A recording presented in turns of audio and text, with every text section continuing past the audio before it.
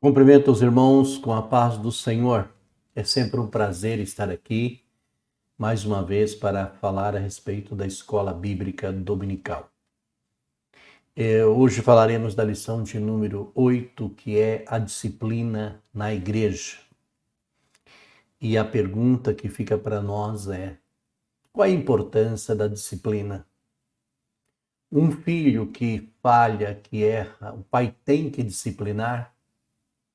E a disciplina, ela vem para destruir ou para construir? Então, estes assuntos estaremos aprofundando nesta lição.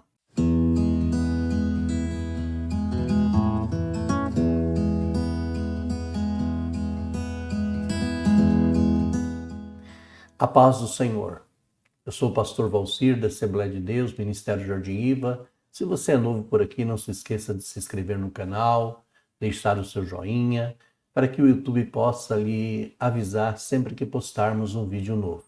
E também entra lá no nosso site, no Adenge Online, e você vai ver que nós temos lá muitos outros vídeos que tenho certeza que vai ajudá-lo na compreensão da palavra de Deus. Mas vamos lá. Hoje nós estamos com a lição de número 8, que é a disciplina na igreja, cujo textuário nosso vai falar claramente para nós sobre, lá em Hebreus capítulo 12, verso 5. E já vos esqueceste da exortação que argumenta convosco como filhos. Filho meu, não despreze a correção do Senhor e não desmaies quando por ele fores repreendido. Olha que interessante. O que é isso? É mostrando para nós a importância da disciplina. Então, um pai sempre vai disciplinar o seu filho. Um pai sempre vai corrigir o seu filho.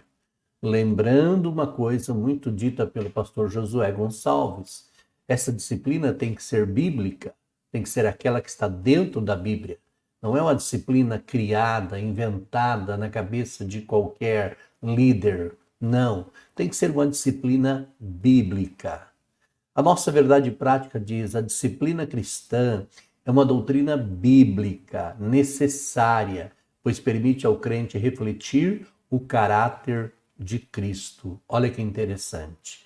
Então é importante a gente pensar aí na questão da disciplina. A palavra disciplina é a palavra-chave da lição de hoje, né? Disciplina é a palavra-chave. Então, sempre que pensarmos aí, temos que pensar na disciplina, que na verdade não deixa de ser apenas não deixa de ser uma instrução, né? Que envolve particularmente a correção. Trata-se de uma correção moral, espiritual, por meio de instrução e reprimenda, né? Então está aí no nosso dicionário. E o nosso objetivo dessa lição é mostrar aí a necessidade de disciplina na igreja, é destacar que a disciplina tem como propósito preservar a honra cristã e repelir aí a prática do pecado e apresentar as diferentes formas de disciplina elencadas na Bíblia. Então é importante a gente levar isso em consideração. Quando a gente fala de disciplina, né, essa lição vai tratar exatamente deste assunto. E ela vem sendo esquecida, né, totalmente negligenciada aí por muitos, né? E o resultado são igrejas fracas, né, anêmicas, sem testemunho cristão.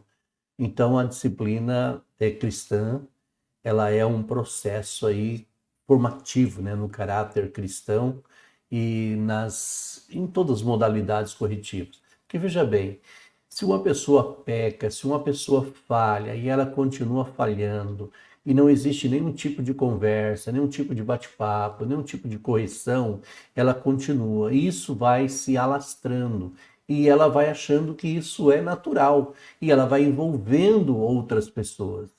Então, todo pastor, todo ministério precisa ter isso em mente, né?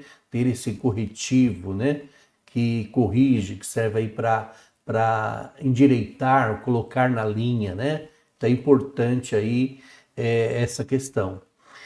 E quando a gente pensa nisso, né? José Gonçalves vai dizer assim, ó, nós precisamos entender que é a disciplina bíblica, né? A sua natureza e propósito, se quisermos de fato ser reconhecidos como igreja do Senhor, tá? Então é importante a gente lembrar aí da questão da disciplina. Nosso primeiro tópico fala sobre a necessidade da disciplina bíblica, né? Então, a necessidade da disciplina bíblica. E o primeiro tópico ele vai falar para nós que Deus é santo. Santidade é um dos atributos de Deus. E por isso é uma das causas que justificam a necessidade da disciplina na igreja. Se nós estamos lidando com um Deus santo, com um Deus puro, nós não podemos admitir que todas as pessoas que estão na igreja estejam vivendo uma vida de pecado. Uma coisa é você pecar esporadicamente por um deslize, outra coisa é viver do pecado. Então é obrigação do pastorado, dos obreiros, do ministério, estar atento ao andar da igreja, ao andar do povo e trazer a eles as instruções necessárias para que eles possam estar andando dentro da graça de Deus para agradar a esse Deus Santo. É o mínimo, né? Que é agradar ao Deus Santo. Então é importante a gente levar isso em consideração, né? Lá em Levíticos capítulo 11, verso 45, vai dizer: porque eu, o Senhor, que vos faço subir da terra do Egito, para que eu seja vosso Deus e para que sejais santo, porque eu sou santo. Olha que interessante, né? Tá aí, né? Então Deus é santo e como tal deve ser reconhecido, tá? Então Jesus ele mostrou também a necessidade na oração do Pai Nosso, né? A necessidade da santidade, né? E ele diz lá em Mateus 6:9, né? Nós temos aqui: portanto, vós orareis assim: Pai nosso que estás no céu, santificado seja o teu nome. Olha que interessante, mostrando aí a importância da santidade, né? Então, ser santo, então isso é importante, ok? Então, quando Deus se faz presente, a nossa pecaminosidade ela se evidencia, né? Lucas vai dizer assim, ó: e vendo isso, Simão Pedro prostrou-se aos pés de Jesus, dizendo: Senhor, ausenta-te de mim, porque sou um homem pecador. Então, o que é? Pedro percebe que Jesus é santo, Pedro percebe que Jesus ele é realmente um homem puro e ele está se sentindo impuro. Então, ele pede para o Senhor ficar um pouco distante dele, né? Então, é importante a gente levar isso em consideração, né? Para que a gente possa entender. E sempre que a gente tem esse tipo de consideração, isto mostra que nós estamos honrando a Deus, né? Isso mostra que nós estamos honrando o Senhor.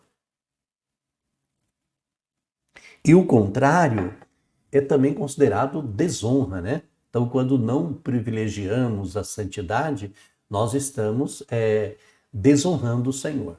Então, quando o comportamento pecaminoso na vida do crente não é corrigido, a santidade de Deus deixa de ser reconhecido, né? Então, nós vamos ver aí a Bíblia, a aplicação pessoal vai dizer assim: devemos nos lembrar de que Deus não mudou. Ele ainda detesta o pecado tanto quanto sempre detestou, né? Então é importante a gente colocar isso em mente, né? E aí nós temos o segundo tópico nosso, que é, né, a igreja é santa, né? Deus é santo e a igreja também deve ser. Então olha que interessante, né? Lá em 1 Pedro 1, verso 16, vai dizer, né? Porque está escrito: sede santos, porque eu sou santo. Então, ao formar aí seu povo, o desejo do Senhor é que ele fosse um povo separado, né?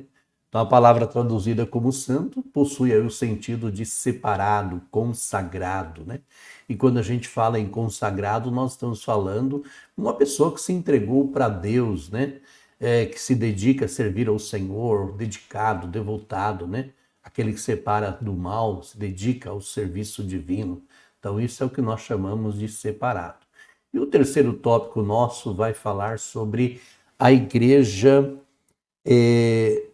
quando a igreja não disciplina, né? Então, quer dizer, quando a igreja, como corpo de Cristo, ela deve ser santa, mas quando ela não disciplina, olha só que interessante, o cristão, como membro desse corpo, ele deve ser santo também. Então, lá em 1 Coríntios, capítulo 3, verso 16, diz assim, olha, não sabeis vós que sois o templo de Deus e que o Espírito de Deus habita em vós? Olha que interessante. Ou não sabeis que o vosso corpo é o templo do Espírito Santo que habita em vós, proveniente de Deus, e que não sois de vós mesmos?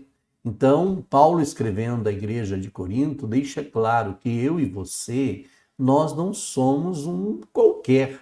O nosso corpo é santo e nós somos santos. Por isso que quando pecamos, dobramos o nosso joelho, pedimos perdão, para que a gente possa continuar no processo da santidade.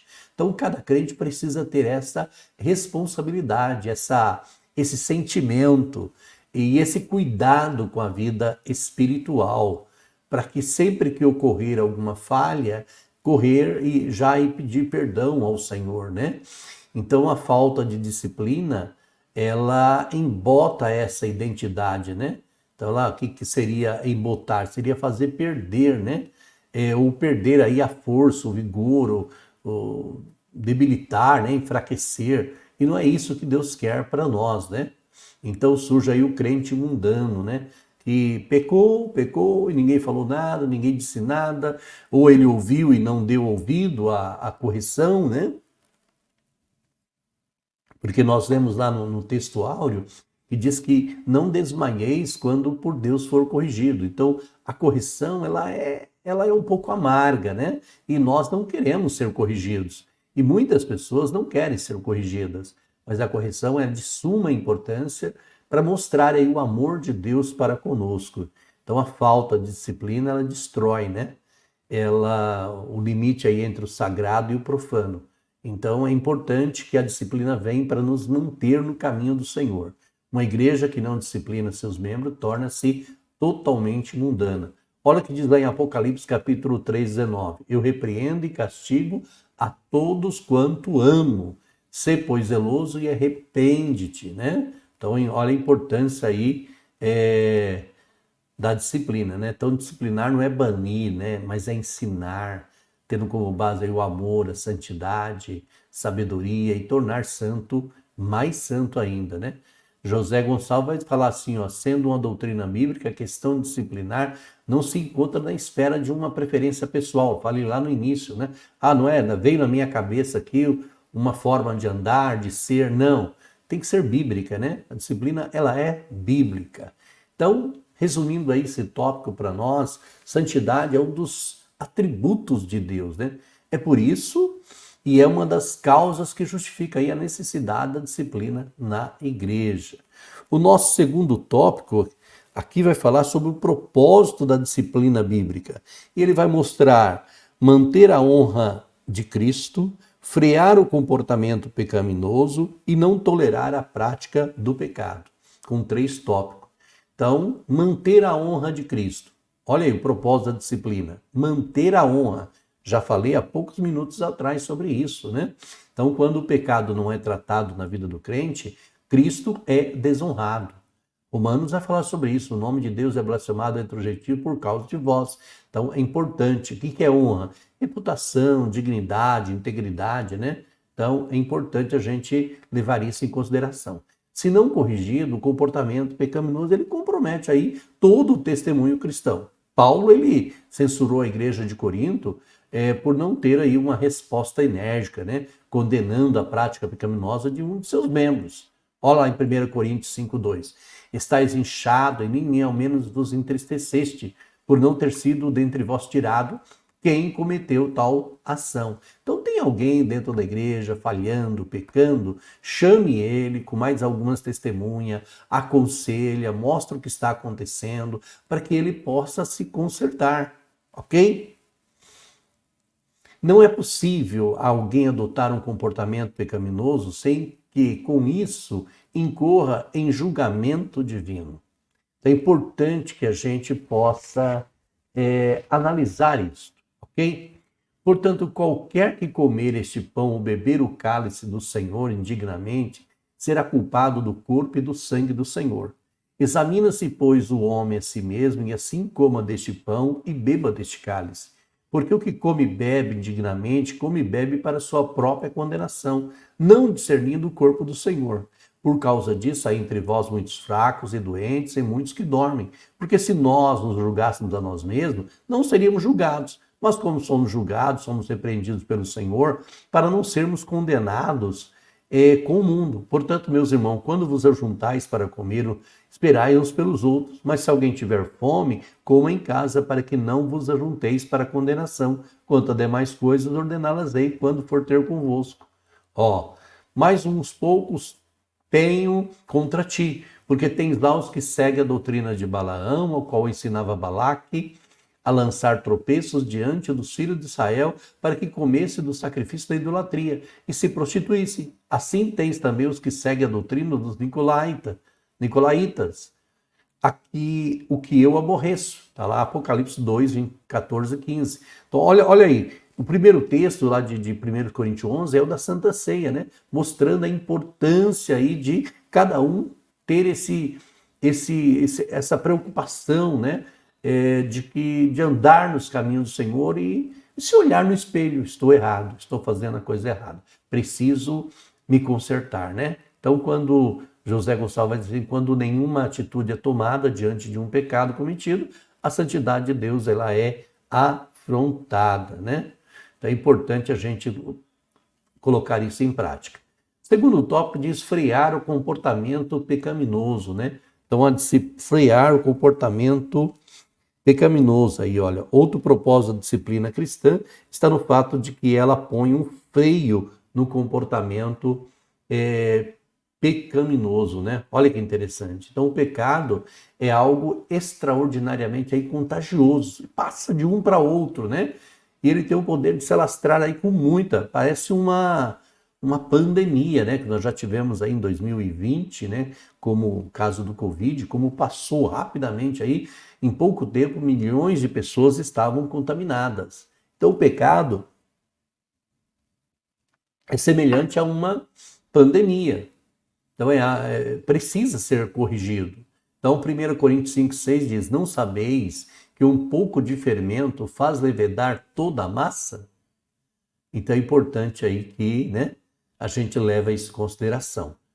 O indivíduo é único, responsável pelo seu pecado, enquanto ninguém souber dele, mas assim que for revelado à igreja, o corpo também se torna responsável por ele.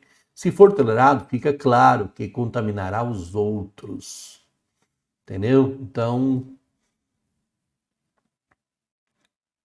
o próximo tópico diz assim, o terceiro tópico, não tolerar a prática do pecado. Então, nós vamos ver aí a questão do 1 Coríntios capítulo 5, verso 1, né? Paulo ele vai censurar os coríntios aí, né?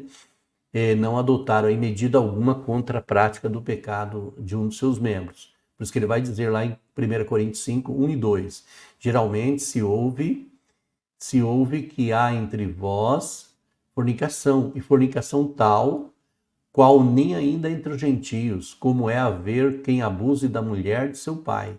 Estais inchados e nem ao menos vos entristeceste, por não ter sido dentre vós tirado quem cometeu tal ação. Então, olha que interessante. É importante que a gente leve isso em consideração, que a gente pense um pouquinho nessa questão do pecado e a igreja não pode de forma nenhuma ficar tolerando o pecado. A consequência é que esse pecado acabaria enfraquecendo totalmente a igreja. Tá? Então a igreja, uma igreja que não pratica aí a disciplina bíblica, com certeza ela fracassará. Tá? Então não se pode tolerar o pecado, a prática do pecado ou o comportamento pecaminoso. João vai escrever assim na Apocalipse 2, verso 20, né? Mas tenho contra ti o tolerares que Jezabel, mulher que se diz profetiza, ensina e engane os meus servos, para que se prostituam e comam dos sacrifícios dos idólatras. Então, olha aí.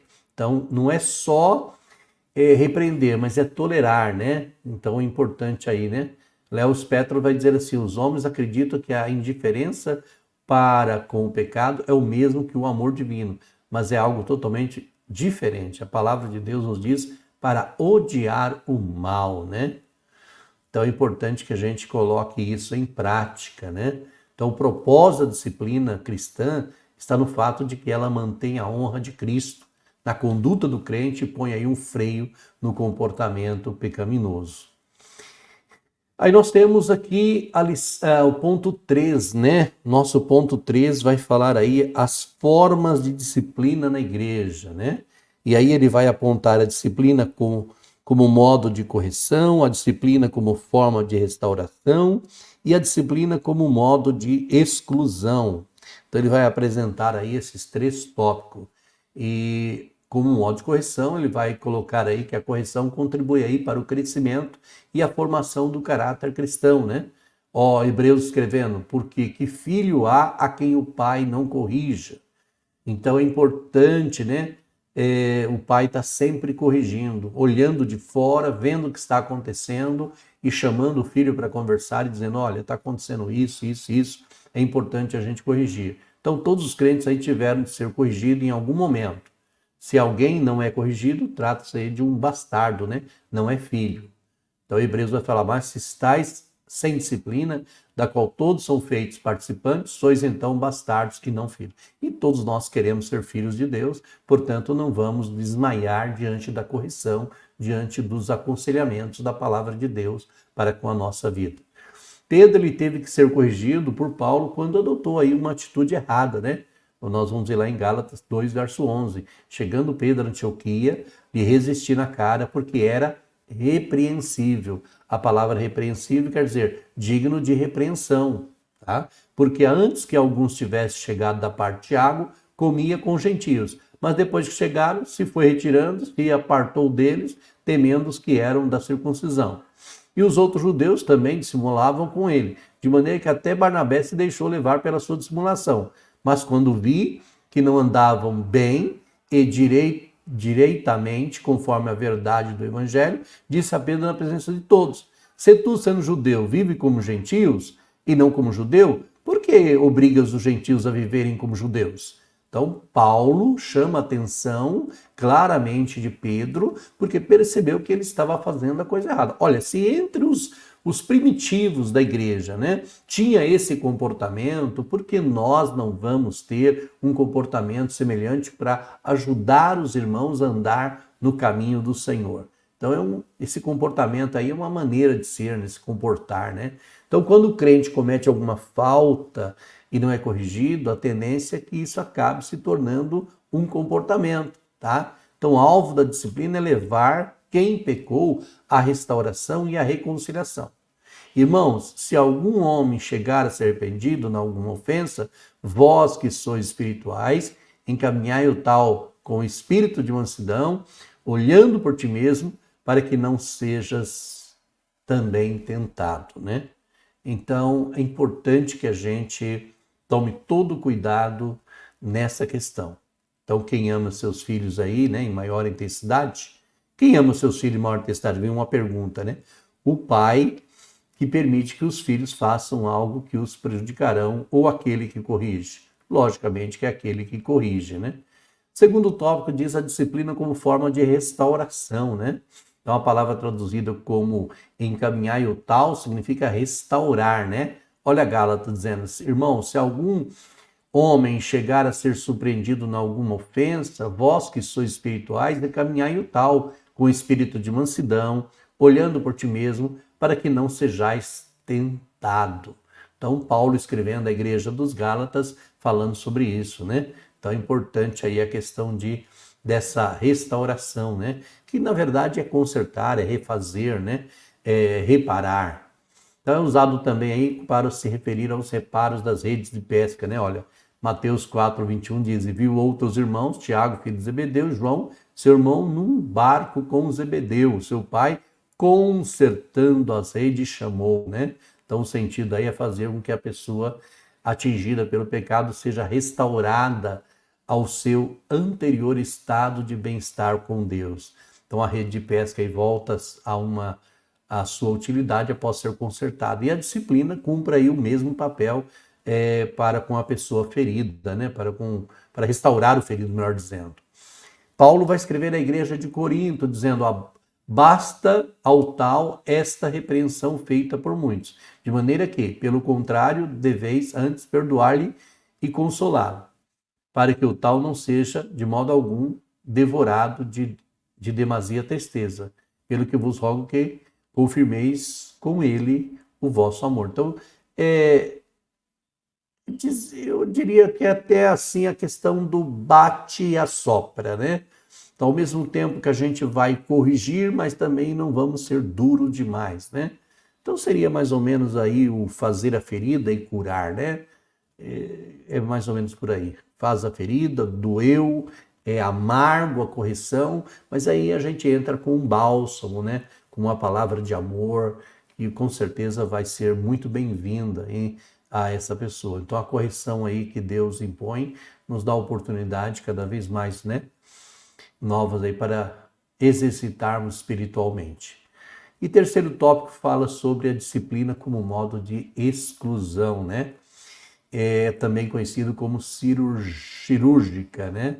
O membro é cortado. Tem uns casos que não tem a menor chance de continuar, né? Devido à gravidade do problema. Então o membro é cortado do corpo de Cristo. Tirai, pois, dentre vós a esse iníquo, porque chegou um ponto que não tem mais jeito, né? Então há um desligamento e não apenas um afastamento da comunhão.